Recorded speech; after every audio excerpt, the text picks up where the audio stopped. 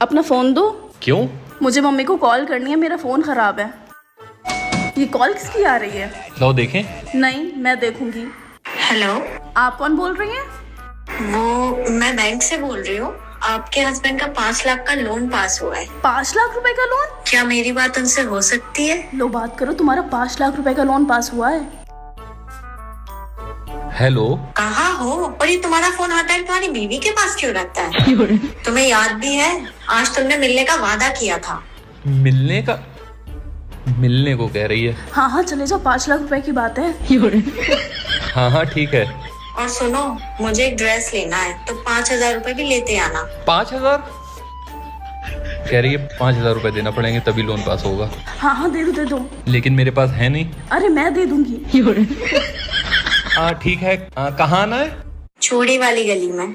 Okay.